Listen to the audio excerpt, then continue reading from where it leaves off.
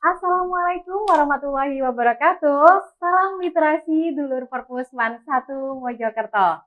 Apa kabar? Alhamdulillah. Semoga kita semua selalu sehat, kuat, dan tetap semangat. Baik. Perkenalkan, nama saya Dianita Rahmatin, seorang pustakawan dari Man 1 Mojokerto. Dan kegiatan literasi serta manajerial perpustakaan merupakan salah satu tugas dan tanggung jawab saya sebagai seorang pustakawan. Nah, teman-teman, berbicara tentang literasi, konsep literasi di Indonesia saat ini sudah semakin kompleks dan semakin luas. Tidak hanya terpaku pada aktivitas membaca dan kegiatan-kegiatan menulis, tapi sudah lebih dari itu. Bahkan saat ini konsep literasi telah masuk ke dalam inklusi sosial yang biasanya dikenal dengan literasi berbasis inklusi sosial. Nah, di tangan saya ada satu buku yang bagus, dan ini buku ditulis oleh Bapak Haji Solikin, Magister Pendidikan, dan Bapak Sugito, Magister Pendidikan. Assalamualaikum Bapak. Waalaikumsalam Mbak Dina. Apa kabar Pak? Alhamdulillah baik, luar biasa, bangkit berprestasi. Alhamdulillah. Ini jargonnya Madrasah Aliyah Negeri 1 Mojokerto. Bangkit berprestasi, generasi literat hebat. Oke, saya tepuk tangan dulu ya teman-teman. Baik, teman-teman. Ini sebelum saya mengulas tentang bukunya, terlebih dahulu Pak, saya ini sangat kagum loh dengan Bapak. Pasalnya gini Pak, Iya. Bapak ini sekarang alhamdulillah diberi amanah oleh Allah untuk mengemban tugas sebagai kepala madrasah. Tentunya sebagai seorang kepala madrasah memiliki tugas dan tanggung jawab manajerial yang sangat-sangat banyak, luar biasa padatnya. Tapi kok masih bisa menulis sampai terbit satu buku ini. Bahkan bukunya tidak hanya ini teman-teman sebenarnya. Sudah ada buku yang sebelumnya terbit, yaitu Kepala Madrasah Agen Perubahan. Bayangkan, untuk menulis 2 buku ini pasti membutuhkan waktu dan pemikiran yang luar biasa sehingga bisa tertuang menjadi 2 buku ini. Kalau saya boleh tahu ini Pak, kapan Bapak menulis buku ini? Kalau keseharian Bapak saja sudah luar biasa padat begitu Pak. Terima kasih Mbak Dian. Saya terinspirasi dengan kopi inspirasi. Kopi sebagai inspirasi. Kopi sebagai inspirasi. Saya itu padatnya luar biasa, mobilitas kerja di Man.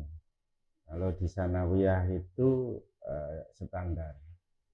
Tapi ketika memunculkan ide-ide untuk kita kemas sebagai buku agen kepala madrasah sebagai agen perubahan itu, saya sendiri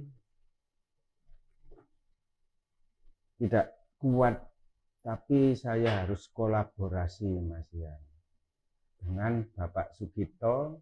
Itu hasil dari kongkau, nah, cangkruan. Oh, berarti kongkau di kopi inspirasi tadi ya Pak ya. Nah, itu sehingga kami padukan, saya secara umum untuk bahan menulis, kemudian Pak Sugito yang menjabarkan, kita kumpul lagi ngopi-ngopi sambil menelaah, diskusi dan lain sebagainya, sehingga muncul 2 buku itu. Luar biasa sekali inspirasinya.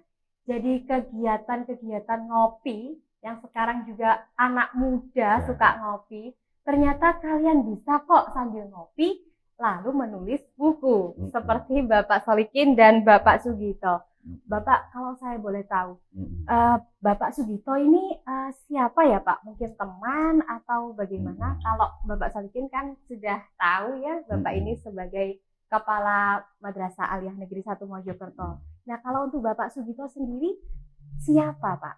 Bapak Sugito ini adalah salah satu teman dari 11 teman waktu menempuh S2.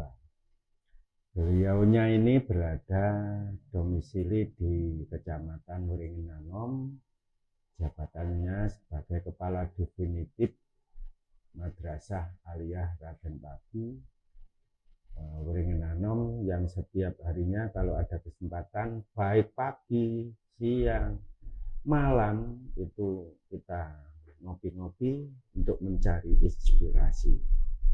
Jadi beliau ini adalah sahabat karib, yang mana orangnya itu jam terbangnya sudah lebih tinggi. Saya mengikuti karena ide-ide saya itu sering digunakan, termasuk MPA pada bulan ini itu Pramuka sebagai agen perubahan. Untuk buku yang selanjutnya ya Pak? Untuk buku selanjutnya saya berusaha untuk mengarang sendiri, tapi tetap kita kolaborasi untuk menyempurnakan isi buku itu, masih tinggal finishing, yaitu buku tentang sekitar kepala madrasah yang berinovasi.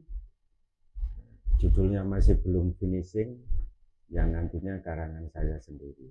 Ya, luar biasa. Kita berikan semangat kali ya untuk Bapak Solikin. Semoga buku berikutnya segera terbit. Begini, teman-teman, kalau kita kita sama-sama merenungi, kita sama-sama berpikir, rupanya memang kalau untuk di Indonesia, profesi guru ini tidak ada habisnya untuk dibicarakan. Selalu ada yang dibahas dari profesi guru. Mungkin bisa karena jumlahnya yang memang banyak, atau karena perannya yang sangat vital terhadap lahirnya sosok generasi-generasi baru di Indonesia yang diharapkan mampu untuk lahir dan berkontribusi nyata terhadap majunya negara kita tercinta, negara Indonesia. Lalu pertanyaan berikutnya, sosok guru seperti apa sih yang dirindukan oleh siswa? Apakah sosok guru yang humoris, sosok guru yang kreatif, sosok guru yang mengayomi, sosok guru yang sabar, sosok guru yang pintar, atau sosok guru yang lainnya? Nah, buku inilah yang akan menjawab semua pertanyaan-pertanyaan tadi. Benar begitu ya Pak ya, kurang lebih. Nah, setelah saya membaca buku ini, saya benar-benar tertarik untuk mengulasnya. Syukur alhamdulillah, saya mengulasnya ditemani oleh penulisnya secara langsung, meskipun tidak dengan Bapak Sugito. Begitu ya Pak ya. Mohon maaf ya Bapak Sugito, ini acaranya juga mendadak. Insya Allah lain kali ya Pak, kita bahas buku yang satunya dengan Bapak Sugito juga. Begini Pak, saya ingin tahu perjalanan Bapak sampai dengan menjadi kepala madrasah. Tentunya Bapak kan pasti berpengalaman menjadi sosok guru terlebih dahulu.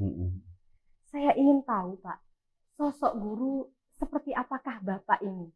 Mungkin Bapak mau sedikit bercerita perjalanan Bapak dari saat menjadi peserta didik atau siswa di era lampau dan menjadi guru di era generasi now.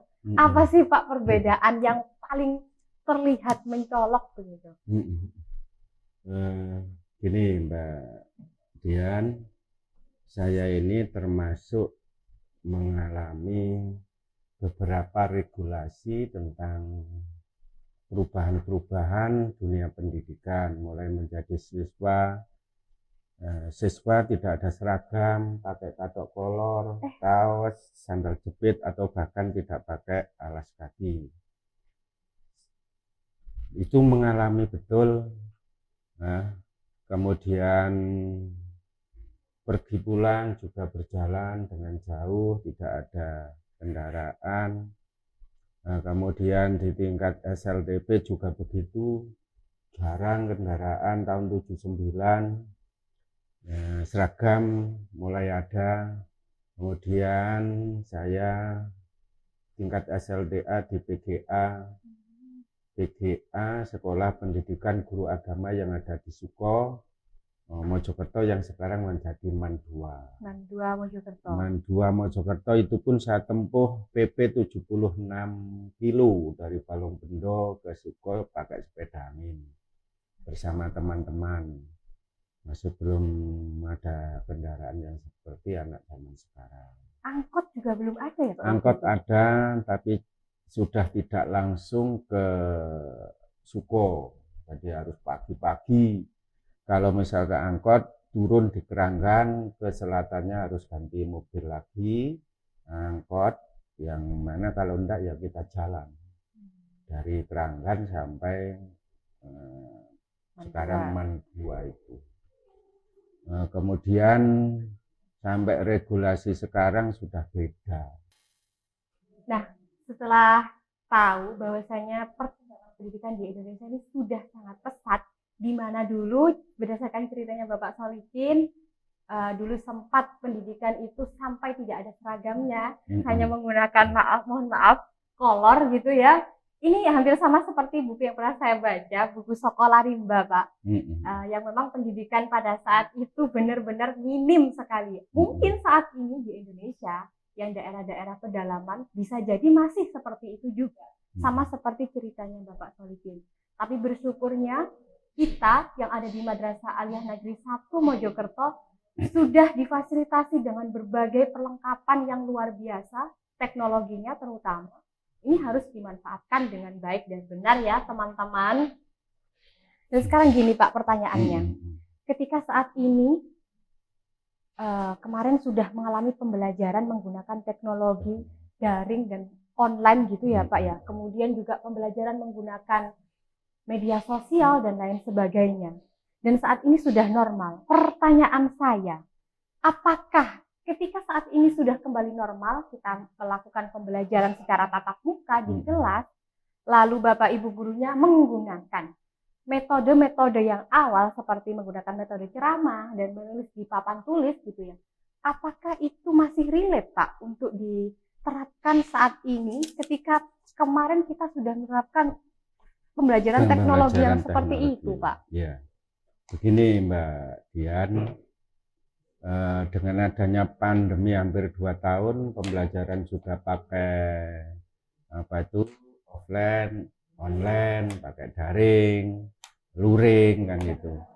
Itu kita ambil hikmahnya bahwa sudah tidak lagi kita itu metodenya ceramah. Kemudian metode-metode yang tidak proaktif yang mendukung pembelajaran sesuai dengan perkembangan teknologi sekarang oleh Bapak Ibu guru, oleh anak-anak. Jadi itu kita padukan nantinya. Kita padukan, bahkan yang kami di MAN ini sudah saya rintis dengan pembelajaran yang sebagai basis contoh di perpustakaan. Sudah saya belikan Chromebook ya. Terima kasih Pak. Itu nanti anak-anak itu nanti di gedung workshop yang sedang dibangun, itu nanti saya sediakan multimedia, termasuk saya lengkapi nanti 1 ruang dulu atau 2 ruang dulu dengan Chromebook-nya sebagai moving class. Jadi guru itu sekarang kan guru mencari kelas. Nanti bener. Siswa yang mencari kelas. Iya, luar biasa. Moving class. Jadi seperti itu, perkuliahan ya Pak ya. Perkuliahan sudah. Jadi sudah luar biasa yang ada di sini, tapi harus sabar lah. Target saya 3 tahun sudah clear semua. Amin. Insya Allah kita doakan bareng-bareng Pak. Kemudian kemudian bagi ini dari buku ini saja banyak kumpulan-kumpulan bagaimana guru inspiratif kategori Kategori guru itu guru, apa? ya. Apa mendidik saja? Iya, benar-benar. Apa Membimbing saja? Iya, benar, Pak. Bagaimana menjadi guru idaman Iya. yang dirindukan oleh siswa? Karena kami ingin memberikan sumbangsih dari Bapak Ibu guru yang memang ya hanya itu saja. Dengan kata lain, apapun makanannya, minumnya tetap Iklan ya, nggak iya, apa-apa deh, teh botol sosro. Kali aja nanti kita dapat iklan, Pak. Alhamdulillah. Nah, jadi itu. Nah, di sini harapan kami dengan adanya daring yang pandemi itu, hikmahnya adalah bagaimana guru kreatif, inspiratif, dan inovatif yang siswa itu selalu menunggu-nunggu, tidak bosan, sehingga nanti guru inspiratif itu pasti dirindukan oleh siswa. Benar-benar. Kehadirannya betul-betul 2 jam aja terasa setengah jam. Iya, benar-benar. Dan Kalau gitu. misalnya jam kosong, Siswanya itu nyari gurunya di ruang guru, benar. Guru. Bukan malah diem terus tidur-tiduran gitu kan, itu Pak, bahkan ya. di dalam ada tikar itu rupanya itu. Anak itu ada tikar tidur gitu. Kalau jam kosong Iya, ya, Pak, ya. Jam kosong. Nah, ini berarti PR bagi gurunya ya, Pak. Itu. Artinya gurunya belum inovatif, belum menjadi guru favorit bagi siswanya. Belum Kok favorit. sampai ketika jam kosong beliaunya nggak dicari, Jadi, benar ya, Pak? waktunya siapa kalau guru favorit atau guru yang selalu kata-katanya itu menghipnotis anak-anak itu pasti nggak mau kemana-mana, tapi selalu kreatif untuk selalu membaca atau pergi ke perpustakaan. Sekarang nggak ada guru itu tepuk tangan. Iya, benar. Jadi wena ayu kan gitu. Iya. Bahkan ada yang nggak ada guru itu, anak-anak itu ke kamar mandi semua, anak laki-laki itu saya tahu itu. Wow. Iya. Fenomena cinta kamar mandi. Kamar mandi. Jangan-jangan kamar mandinya lebih bagus, Pak, daripada kelasnya. Wah, ini mesti ada perbaikan. Nikmat di kamar mandi. Yang kamar mandinya bagus itu. Yang ada di belakang itu kan saya lihat bagus itu. Anak laki-laki kalau kosong itu kalau jam istirahat ke kamar mandi. Nah, ini yang ya saya tahu itu, tapi nanti belum kepegang saya. Kalau itu sudah kepegang saya, ya harus ada ramah, madrasah ramah anak. Madrasah ramah anak. Ini konsep baru ya, Pak, yang di madrasah ya. Madrasah ramah anak. Konsep baru nggak usah dikeluarkan. Ya, dikembalikan aja ke orang tua. Sama aja, Pak, itu, Pak. Ya sama. Itu bahasa halusnya gitu, Pak. Ya memang kita ramah anak itu kan bahasa harus halus ya, Pak, ya. Halus. Untung kita tidak menjadi orang halus, teman-teman. Oke. Jadi, Bapak. Iya. Ini saya kira gini ya, Pak, ya. Artinya yang saya tangkap dari apa yang Bapak jelaskan tadi, bahwasanya harus bisa menggunakan kedua medianya, baik teknologi maupun manual, itu tetap bisa digunakan kok, Bapak Ibu guru seluruh Indonesia. Jangan khawatir kalau misalnya ada statement-statement di luar yang mengatakan bahwasanya kalau setelah pandemi kemudian Bapak Ibu guru kembali menggunakan media-media atau metode-metode pembelajaran yang basicnya itu dianggap pembelajaran tradisional gitu ya, atau konvensional, itu sebenarnya tidak masalah, tapi tetap harus dikolaborasikan dengan teknologi. Kurang lebih begitu ya, Pak, sebenarnya. Saya juga setuju sih, Pak, dengan apa statementnya Bapak, bahwasanya papan tulis itu tidak akan pernah bisa tergantikan menurut saya. Aroma-aroma spidol itu membuat anak-anak itu masih candu untuk belajar. Katakanlah misalnya Bapak Ibu gurunya menyuruh untuk maju ke depan untuk tutor sebaya terhadap teman-temannya, itu masih sangat relate dan fleksibel menurut saya dibanding dengan alat teknologi. Nah, pertanyaan saya, ketika ada sosok mahasiswa lulusan guru yang belum mendapatkan tempat untuk dia mengamalkan ilmunya, mereka ini harus ngapain, Pak? Harus melakukan apa supaya mereka tetap bermanfaat? Karena sebenarnya kalau saya lihat dari buku ini, guru itu tidak hanya mentransfer pengetahuan, tetapi juga mentransfer akhlak menjadi panutan di masyarakat. Nah, bagaimana ini Pak menurut Bapak? Begini Mbak Dian, kita tidak menutup mata memang ada perlu dari lulusan guru. Bahkan akhir-akhir ini dengan adanya tunjangan benar-benar profesi guru, ada tunjangan kinerja, itu asalnya dulu yang cantik-cantik tidak mau jurusan guru, sekarang yang cantik-cantik mau jurusan guru. Ya benar Anaknya guru dulu nggak mau jadi guru, sekarang anak-anaknya bapak ibu guru jadi guru. Tidak jurusan guru boleh kan ikut tes untuk menjadi seorang guru, karena nanti ada sekolah disertifikasi 1 tahun.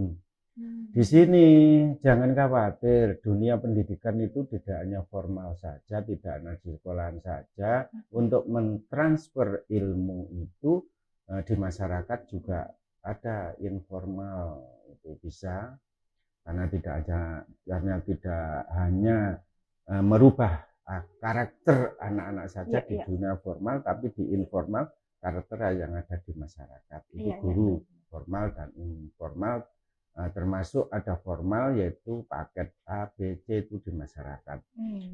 Terkait dengan ini tantangan, kalau kelebihan guru tantangan, ini termasuk persaingan global di mana lulusan guru itu harus bisa menciptakan inovasi-inovasi yang sangat dibutuhkan oleh masyarakat.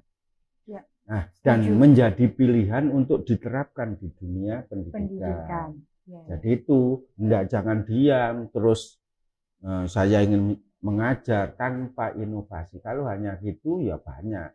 Tapi karena persaingannya ketatnya luar biasa sekarang, lulusan guru itu harus bisa menginspirasi untuk kembali lagi inspirasi inovasi yang langka sehingga dibutuhkan. Nah ini akan perkembangan dunia pendidikan akan lebih baik, secara alami terseleksi tenaga-tenaga pendidikan yang luar biasa.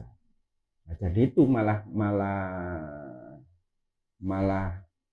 saya setuju dengan itu. Makanya bagaimana sih menjadi guru yang dirindukan, bagaimana sih menjadi guru yang inovasi, bagaimana sih menjadi guru yang sangat dibutuhkan oleh dunia pendidikan. Di sini kumpulannya, di sini kumpulannya. Saya ngopi sama teman saya, tidak main game loh ya. Ngopi. Sekarang anak-anak kan ngopi sampai main game. Ngopi itu main game, emang identiknya, bukan jadi, diskusi Pak. Setelah sekolah malam pamitan belajar pakai wifi, minta orang tua uang untuk wifi, tapi enggak belajar, itu game. Kan gitu ya, top up, kan gitu, pulang tidur, sekolah berangkat mesti telat kesiangan. Itu kan gitu sih, kan sini sudah pembiasaan mengaji, masih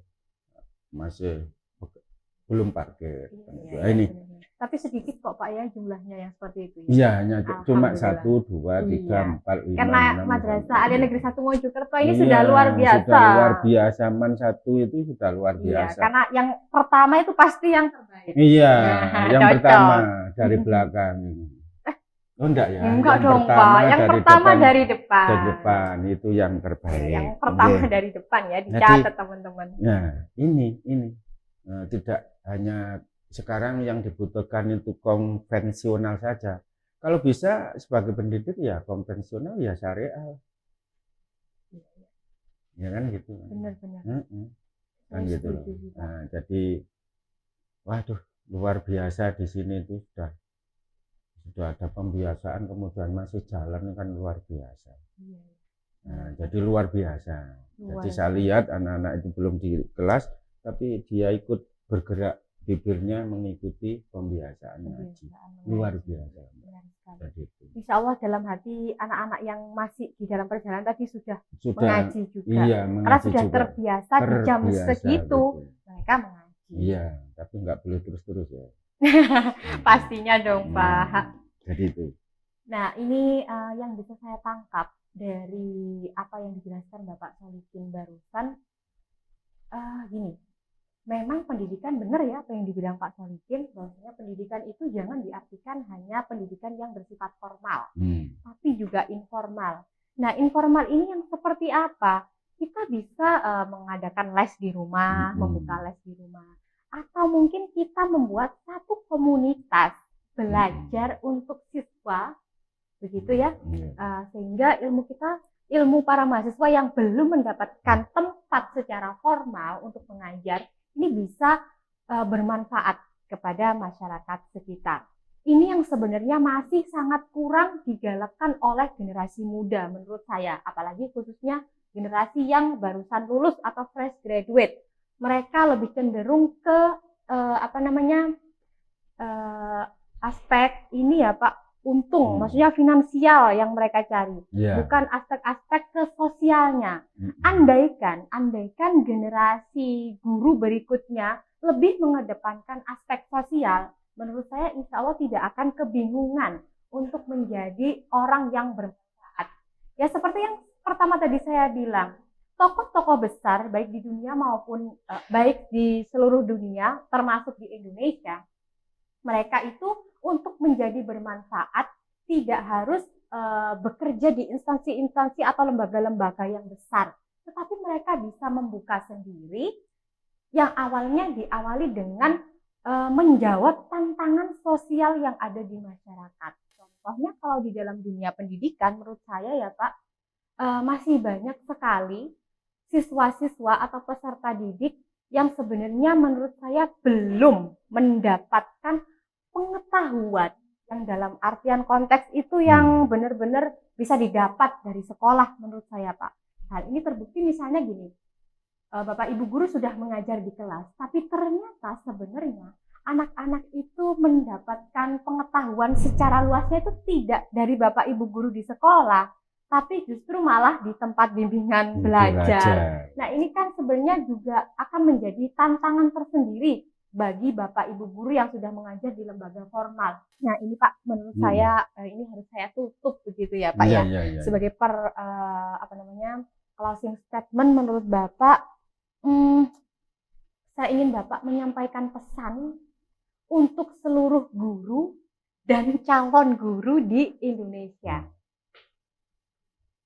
Terima kasih Mbak Dian. Bagi Bapak Ibu guru baru, calon, atau yang sudah menjadi Bapak Ibu guru yang di dunia pendidikan di seluruh Indonesia, tetap semangat untuk menjadi guru inspiratif, guru favorit yang selalu dirindukan kehadirannya oleh siswa. Tetap semangat dan tetap berkompetisi untuk menciptakan dunia pendidikan yang lebih baik dari yang baik. Terima kasih Mbak Dian itu. Sama-sama Bapak. Buku ini luar biasa teman-teman.